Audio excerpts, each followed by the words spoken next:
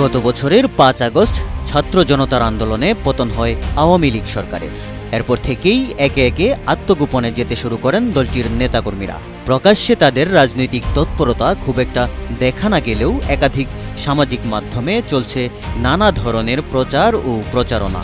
একটা মামলা হইতে এইটা দেন কতজন, এইটা ভাই কিছু জিনিস আমাদের করতে হবে। 14 এটা যে নামে 14 অজ্ঞাতনামা 50 জন, এদের নামে 14 অজ্ঞাতনামা 50 জন।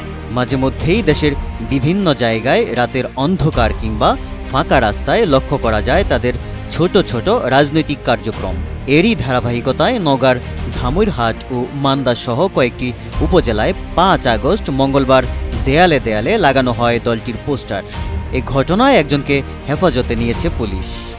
একটা মামলা হয়েছে, পোস্টার লাগানো অবস্থা হাতে নাতে ধরে না, আমার তো নাম আরো নাম আছে, কিন্তু অন্য মামলা একটাই।